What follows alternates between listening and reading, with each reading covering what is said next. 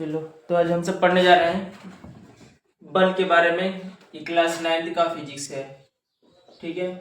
बल क्या है सबसे पहले जानेंगे। चैप्टर नंबर 3 है इसका, क्लास 9 का चैप्टर 3 है और इसमें दिया बल तथा गति का नियम। बल फोर्स, फोर्स क्या है इसके बारे में सबसे पहले जानेंगे। बल किसे कहते हैं? बल वह भौतिक कारक है जो किसी वस्तु की स्थिति और अवस्था को बदलने या बदलने की चेष्टा करता है, उसे बल कहते हैं।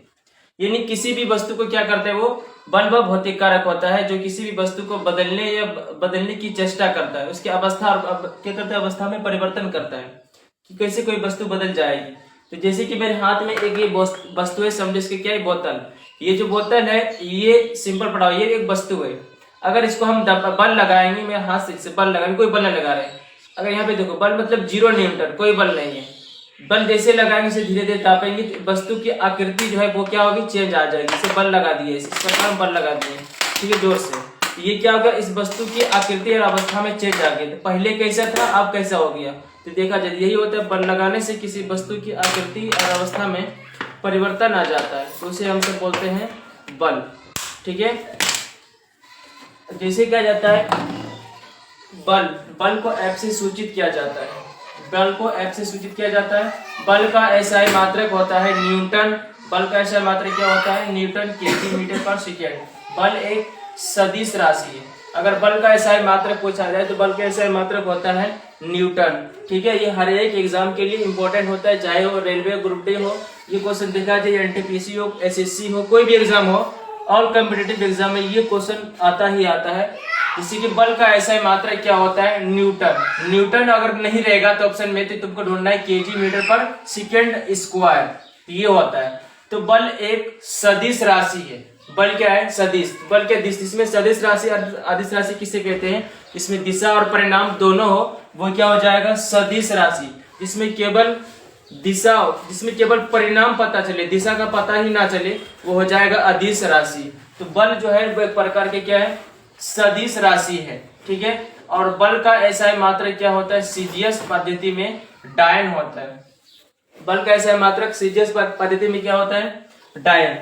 अगर बल बराबर पूछे जाए तो बल बराबर होता है द्रव्यमान गुना त्वरण। बल बराबर द्रव्यमान गुना त्वरण, मतलब कितना जिस तुम बल लगा रहे हो। F बराबर ma, ये फॉर्मूला पूछा जाता है कि F बराबर क्या होता है, तो ma। बल का SI मात्रक न्यूटन। एक न्यूटन बराबर होता है, ये भी पूछा जाता है, ये VI माना जिसको, एक न्यूटन बराबर 10 के पावर 5 डायन होता है ना। और बल का बीमीय सूत्र होता है MLT-2। क्यों, क्योंकि F बराबर होता है ma। m को क्या बोलते हैं हम सब, द्रव्यमान, इसको m से सूचित करते हैं। a होता है मीटर पर सेकेंड, मीटर को हम सब लंबाई से नापता है, इसीलिए l से सूचित करते हैं। और टाइम का मीटर पर सेकेंड, सेकेंड को हम सब t से दर्शाता है, इसीलिए क्या होता है वो मीटर पर सेकेंड। जब किसी ऊपर भेजेंगे तो माइनस में चल जाएगा। तो डायन बराबर होता है ग्राम इंटू सेंटीमीटर स्क्वायर, ये होता है मीटर स्क्वायर, ये सेंटी स्क्वायर होता है ना, ग्राम बराबर। चलो ठीक है। तो बल, इसके बाद हमसे पढ़ेंगे बल का प्रकार। चलो तो बल के प्रकार देखते हैं। बल समझ चुके थे बल क्या है, अब बल के प्रकार के बारे में जानते हैं। बल जो लगाते हैं हम सब, बल के प्रकार मुख्यतः होता है 8, लेकिन अब हम लिखा है 5, उसके बाद फिर लिखेंगे 3, ठीक है। सबसे पहले देखते हैं संतुलित बल। संतुलित बल, यदि किसी वस्तु पर बल लगाने से उसकी स्थिति में कोई परिवर्तन ना हो तो लगाया गया बल संतुलित बल कहलाता है। अगर हम किसी वस्तु पे बल लगाएं और वो वस्तु ना हिला ना डोला, कुछ नहीं हुआ, बल हम लगाएं, न वस्तु हिल रहा है न डोल रहा, कुछ नहीं हो रहा है, तो वो किस प्रकार की बल होगी, वह संतुलित बल होगी। जिस प्रकार मेरे हाथ में मोबाइल है, ये मोबाइल है, हम इसे खूब जोर से बल लगा रहे हैं, हिच एकदम बहुत जोर से बल लगा रहे हैं, लेकिन ये वस्तु नई परिवर्तन, नई अवस्था में कुछ परिवर्तन नहीं ला रहे, नहीं ला रही है। ऐसे बल को हम सब बोलते हैं संतुलित बल।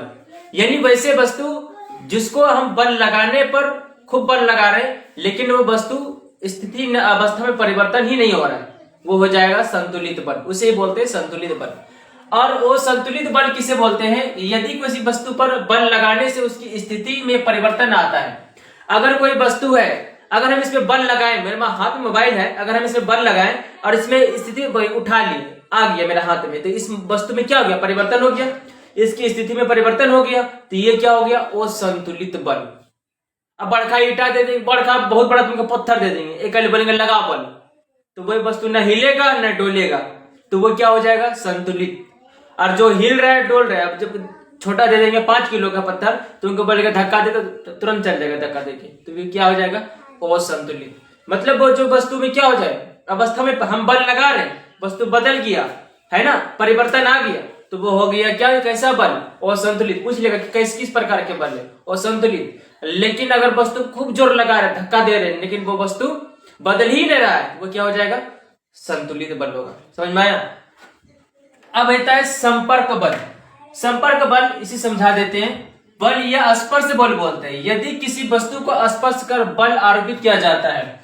स्पर्श बल या संपर्श बल, जैसे हम लोग भीड़ होता है ना, भीड़ में नहीं मतलब 4-5 लड़के मार धक्का दे रहे हैं, देते कि नहीं देते, बताओ। तो वो क्या हुआ मेरा, धक्का धक्की क्या करते हैं, बोलते हैं धक्का धुक्की खेल रहे हैं, धक्का धुक्की देते भीड़ में, तो हाथ से ढकेलेंगे, तो ये क्या हुआ, स्पर्श बल हुआ। ये तुम स्पर्श बल लगा रहे, संपर्क करके बल लगा रहे किसी में, तो ऐसे ही बोलते हैं हम सब, स्पर्श बल या फिर संपर्क बल बोलते हैं। और वो संपर्क बल या स्पर्श बल यदि किसी वस्तु को बिना स्पर्श करे बल को अर्पित किया जाए, बिना छुए किसी वस्तु को स्पर्श करते, मान ले मेरे हाथ में कागज है, चलो हम हाथ को कागज पर रख दिए, बिना छुए धक्का लगाएंगे, अवस्था में परिवर्तन आएगा, नहीं आएगा, बोलो कैसे लाएंगे, बिना बल लगाए, बल नहीं लगाना है हमको, ऐसे फूंक देंगे, कुछ किए हम हाथ पैर लगाए हैं, नहीं लगाए, तो ये क्या हुआ मेरा, इसी को बोलते हैं ओ संपर्क बल, बिना हाथ पैर लगाए वो क्या हुआ, उसी को बोलते हैं सब ओ संपर्क बल। अब एक होता है गुरुत्वीय बल।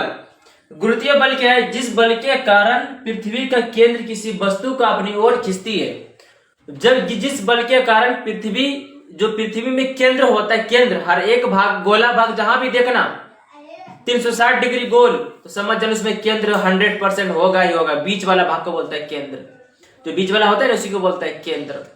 तो उसके केंद्र में गुरुत्वीय बल होता है। तो पृथ्वी के केंद्र में कौन सा बल होता है, गुरुत्वीय बल पाया जाता है। तो जैसे हम सब चलते हैं तो गुरुत्वाकर्षण बल को तोड़ के चलते हैं, है ना, नीचे क्योंकि गुरुत्वीय बल है, हमें खींच रहा है, हमें ये पैर खींच रहा है, हम इसको उठा कैसे चलते हैं, चलो ठीक है, हमारा पृथ्वी किसको खींच रहा है, हम जो चल रहे हैं वो किसको चल रहे हैं, कैसे चल रहे हैं, किस प्रकार चल रहे हैं, हम गुरुत्वाकर्षण बल को तोड़ के चल रहे हैं, जबरदस्ती पैर उठा रहे हैं, क्योंकि हम लोग पृथ्वी की वस्तु को ओर खींचता है।